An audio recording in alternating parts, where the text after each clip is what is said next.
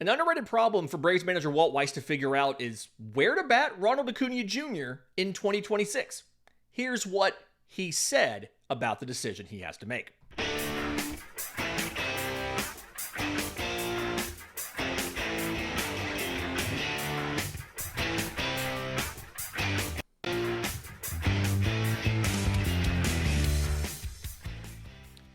Yes, welcome on in to Braves Today for Wednesday, December 17th, your source for news, notes, and updates on your Atlanta Braves. I'm your host, Lindsay Crosby. You can follow me on social media at Crosby Baseball. You can follow the show on X, Braves_today. We have a Facebook page and Instagram as well. And you can find all of my written work, bravestoday.com. That's the Braves Today Substack, as this is both a podcast and a newsletter. We're probably part of the Believe Podcast Network and presented to you by FanDuel. Download the FanDuel app or go to FanDuel.com to get started. One of the things that I'm not going to say frustrated me about Brian Snitker, but one of the things that I noticed last year was he had previously said he was not going to move Ronald Acuña Jr. out of the lineup spot, like ever, right? He just said that he was never going to move him from the spot. And last year, first half of the year, it's hard to argue that the offense was working. Like it was not working correctly. Guys were in slumps. We saw what Michael Harris was doing. We saw what Ozzie Albies was doing. And so one of the changes the Braves made is they moved Ronald Acuña Jr.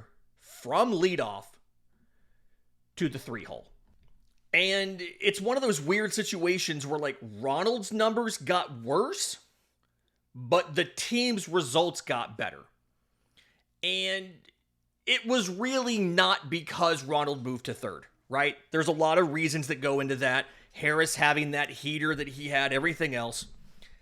But you've got to figure out where to play Ronald in 2026. And Walt Weiss talked about that briefly at the winter meetings. We didn't really get to it when it happened. A lot of other stuff going on, like the lottery the same day and everything. But let's get back and let's talk about the decision. Because there's two main ways you can do this, and there's pros and cons of both. Okay? And for what Walt Weiss said, you can hear that he doesn't really know what he wants to do, but he wants to talk to Ronald about it. Quote, "That's a good conversation. I'm looking forward to that with him. I want to pick his brain with that. It's enticing to have him at the top of the order because I really like when a lineup turns over that there's teeth right away. You're a pitcher, you've got to run through a gauntlet as soon as that lineup turns over. So there's some incentive. He was prolific in that position.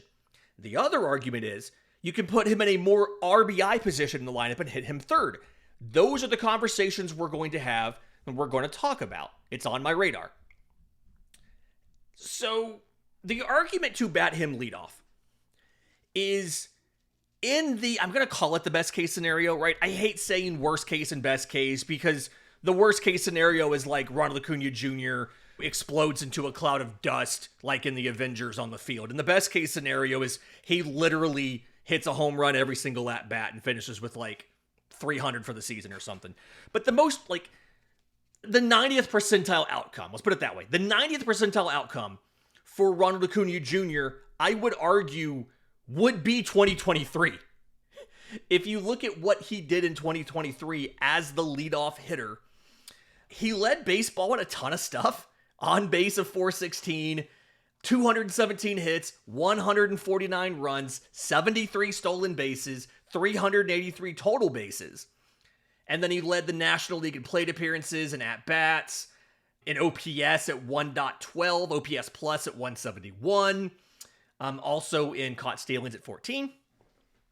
But that version of Ronald Acuña Jr.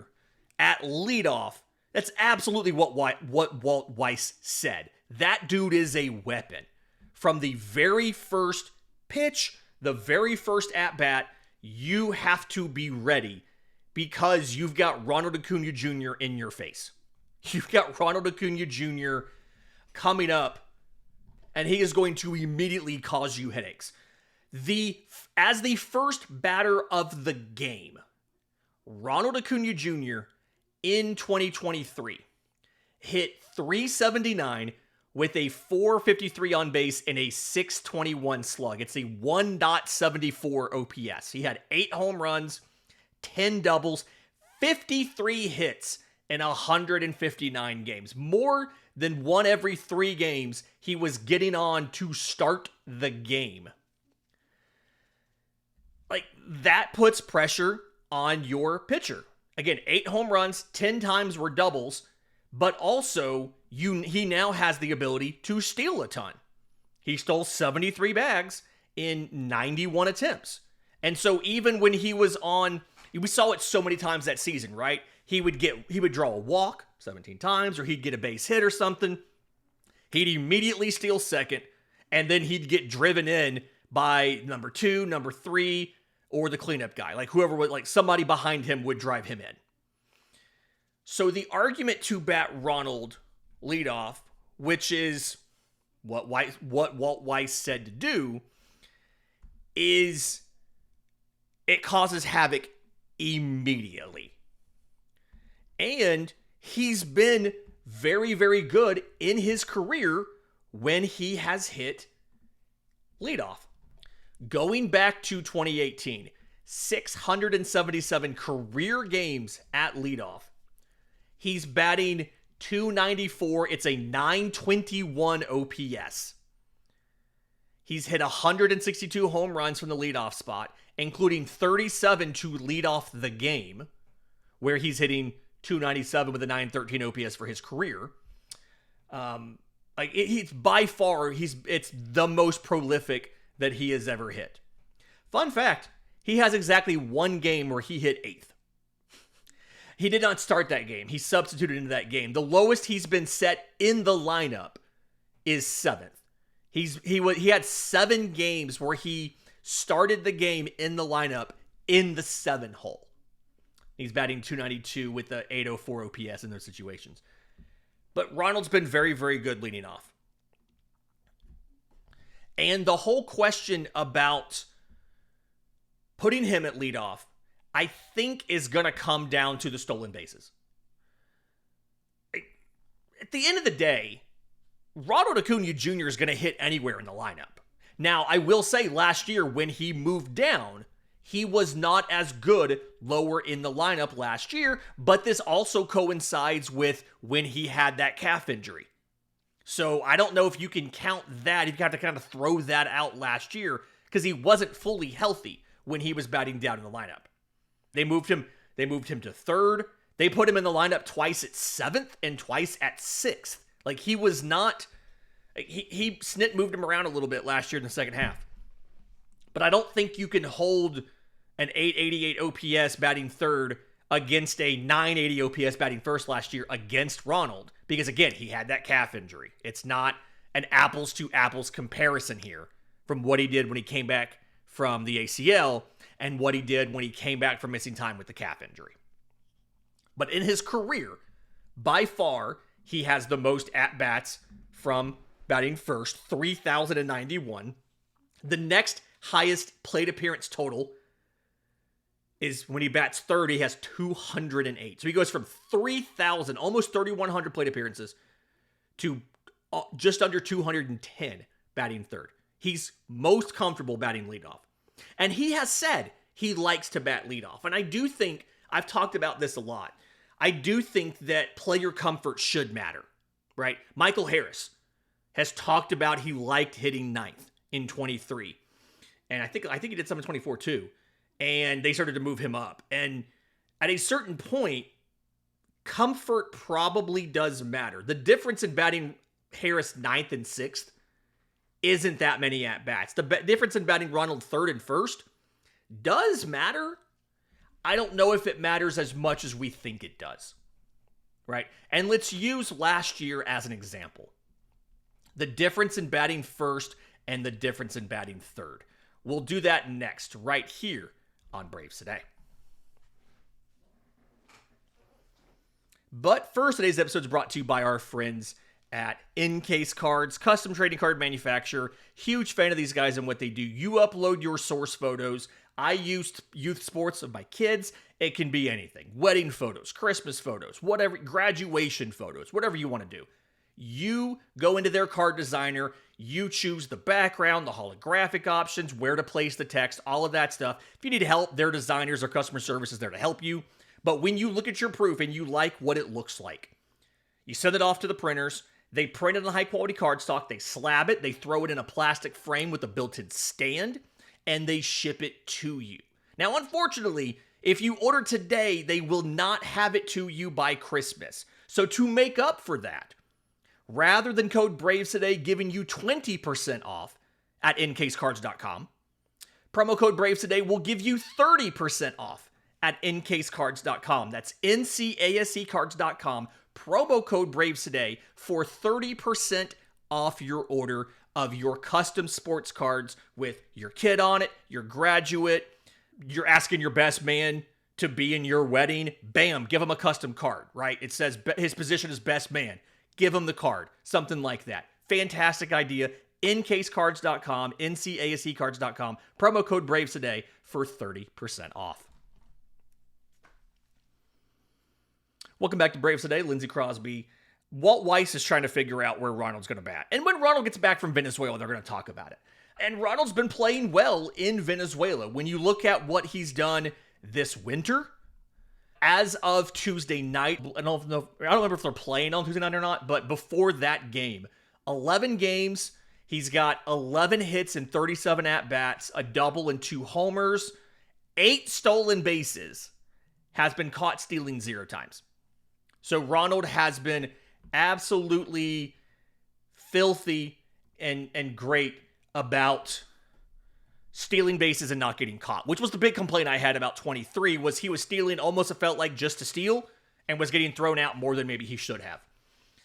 The quality of defense is a little bit different in Venezuela than it is in MLB, but still, it's good to see that he's running. It's good to see he's not having side effects. And Walt Weiss said that, like, quote, totally understand how he played in 25. I mean, with both knees, there's not a lot of comps for that, right? I just thought naturally he would be more aggressive. It's nice to see. He's an exciting player. I think he'll get back to where he was. So you have a very obvious case to bat Ronald leadoff. But let's talk about the case to bat him third. And I think the crux of that argument, the reason why you could say batting him third would be a big deal, is the fact that the bottom of Atlanta's lineup, especially last season, and you're hoping it's better this year, but especially last season, really struggled to get on base. And so Ronald did not have the opportunities to drive runners in. And so when you have guys who can get on base quite a bit, it feels like that's a scenario where if you have somebody who's getting on base, you can move Ronald down. And when you do that, it improves the overall run production for the team because you have a better source of RBI in that number 3 hole, right? So like Jurickson Profar, for instance, on the year, the numbers were not that great. But Profar was leading off a good bit in August. He had a 1.26 OPS. He hit 9 home runs in 29 games, batting average of .295. He had more walks than strikeouts. He drove in 26 on his own, but he got on base 57 times in the month of August. They drove him in less than half of those. Again, 57 times on base. I'm sorry, I just looked. Got hit by a pitch twice. 59 times on base in the month of August. They drove him in 27. And so if you have a better source of RBI production, in this case, Ronald Acuña Jr. in the 3 hole, and a guy leading off who is getting on base like Jurickson Profar. I don't want September Jurickson Profar. He had a 625 OPS. I think he got on maybe 25 times. Like he averaged, I think, once a game getting on base. Give me the August guy who got on average just under twice a game. Give me that Jurickson Profar. If you have that Jurickson Profar, you bat Ronald third. that means you're scoring more runs because of Ronald's ability to put the ball in play, ability to beat out ground balls and turn close plays into safe plays and base hits at first, extend innings and all that stuff. The other reason, though, why I don't think it's a huge deal to move Ronald down, if you have somebody who is getting on base from the leadoff spot, is because the difference in plate appearances for the Braves last year from your guy batting first and your guy batting third was 24 plate appearances. Braves leadoff hitters got 747 plate appearances last year. Braves number 3 hitters got 723. It's a difference of 24. But the RBI production was virtually the same. 77 RBI from the number 1 spot, 84 from the number 3 spot. So they were within 7 RBI of each other. They were within 8 runs of each other. The leadoff hitter scored 8 more runs than the number 3 hitter. The number 3 hitter picked up 7 more RBI than the leadoff man. And to me, that's kind of the big thing here, right? The Braves need to be able to cash in those runners. And I felt like part of the reason you made the shift to a Tim Heyer's offense is because you wanted the ability to extend innings and give yourself multiple opportunities to score runs rather than just counting on a long ball. Because it's harder than ever in Major League Baseball to hit home runs because pitchers are filthier than ever and throwing harder than ever and literally going into the lab to stop you from hitting home runs. So don't strike out, draw your walks, especially when guys are going max effort all the time. The accuracy feels like it's worse than ever. The strike zone's tighter than ever. Major League umpires now are light years ahead of where they were in the 90s. You go back and watch games from like 93, and it's amazing how much space off the plate these pitchers are getting called. And nowadays, all of those would be balls. So the strike zone's tighter than ever, but the stuff is filthier than ever. They're throwing harder than ever. It's harder than ever to hit. And so it's harder than ever to hit home runs. So putting the ball in play, drawing your walks, extending the innings is the way to work. That's obviously clearly what the Braves believe in because they've been attempting to shift from an extreme all-slug lineup. They've been trying to find that sweet spot where they have a couple sources of slug. You look at the standard lineup for the Braves. Matt Olson's a source of slug. Austin Riley, supposed to be a source of slug, right? You've got guys who do both. Drake Baldwin both has a high average and slug. Ronald has both a high average and slug. And then, Michael Harris is a source of slug when he's not chasing balls a foot off the plate. And then you've got guys who are a source of contact and on base. A Jurickson Profar, a Ha-Sung Kim, a Mike Yastrzemski. I think he might surprise us with shots into the chop house this year. Those pulled fly balls. But shifting the offense the way that they did is a sign that the Braves also believe the way forward is to put the balls in play, extend innings, make defenders actually play defense, and take advantage of teams that way versus living and dying by the long ball. I do think, especially in the postseason, you have to be able to hit home runs. And Atlanta has enough power guys where you feel like they should be able to do that. But you know who had the highest batting average in baseball going into the postseason? Toronto Blue Jays. They made the World Series. Part of the reason they made the World Series is when they got to the postseason, they started slugging as one of the best teams in baseball. Contact and on base gets you to the postseason. Slug is what you need in the postseason. This lineup is built to bring both. And the penalty for moving Ronald Acuña Jr. from leadoff to number 3, if you use last year's numbers, was less than 25 plate appearances over the course of the entire year. Especially if he's not stealing that much, then getting him behind guys who are getting on base and who are running. A Ha-Sung Kim.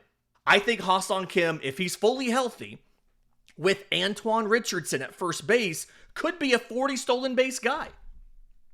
Heck, I honestly think Austin Riley could steal a surprising number of bases next year if he's fully healthy. But the point is, the penalty for moving Ronald back is not that big, but the payoff is significantly better. As far as the RBI potential is bigger. The flip side of this, I mentioned it in the first segment, Ronald likes to lead off. Ronald wants to be up there. And that's kind of the hard part there. And so, how much does player preference factor into this? I think it's going to matter. The fact that Weiss said, I'm looking forward to that conversation with Ronald Acuña Jr. I want to pick his brain with that. Makes me feel like Walt Weiss is going to go to Ronald Acuña Jr. He's going to have an argument for why he should bat first. He's going to have an argument for why he should bat third. And he's going to go to Ronald and he's going to lay out these arguments and say, tell me what you think. What do you want to do? And honestly, that's kind of where I feel like it should be. If the dude wants to bat leadoff, let him bat leadoff. If he wants to bat third, bat him third. If he wants to do one and then kick over to the other partway through, I think you accommodate that request as well. I'm not saying you do that for anybody. If Ha-Sung Kim comes out and throws a stink because he's not leading off, I don't really think you acquiesce and put him in leadoff just to make him happy. But Ronald Acuña Jr., your former MVP, the guy who has said he wants to finish his career in Atlanta, who is going to be a free agent in just a couple years, who you are going to try to sign to an extension, if he wants to lead off, let him lead off. He wants to bat third, let him bat third. If he wants to bat ninth, tell him not so fast. Like, okay, that's a larger loss of plate appearances over the course of a season. But if he wants to lead off, he wants to bat third, I don't think it matters. As long as he's hitting, it really doesn't matter where he hits. Now, if he's not hitting, if he's struggling, that's where you have tough decisions to make. Do you leave him in leadoff if he's not producing? Do you drop him down? What do you do there? If somebody else is incredibly hot, do you capture that and try to ride that wave a little bit by putting them at leadoff, right? Michael Harris that we saw out of the All-Star break. Do you stick him at leadoff and say, hey, this dude was freaking killing the ball right now. Let's put him at leadoff and see if we can get a little more offensive production out of this. And when he cools off, move him back to his normal spot. I think it's a conversation. Ultimately, I think what I want from this team this year is I don't want it to just be rigid on we are doing this and it's never changing. I want it to be dynamic based on how guys are doing, where they're comfortable, and what can make the offense better. And I feel like the thing we've really been missing the last couple seasons, and this is not shade at Brian Snitker, but I think the thing we've been missing the last couple seasons is the decision that's made to make the lineup better or to optimize what you're doing. Making the decision to optimize the run scoring potential or whatever it might be of the lineup. Do I think that if the numbers say you should bat Drake Baldwin leadoff, do I think that Weiss is going to bat Drake Baldwin leadoff? No. Kyle Schwarber showed us you can do it. You can put a slow guy at leadoff with a bunch of power that could draw walks.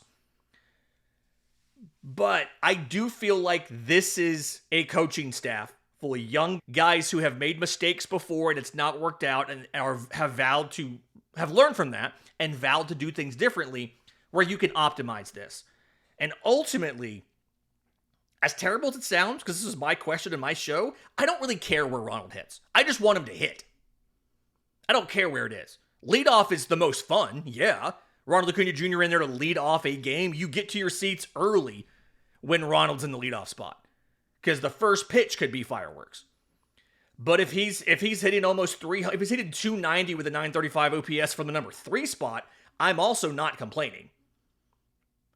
So do whatever is best for the team. As long as they're hitting, let them hit wherever they want.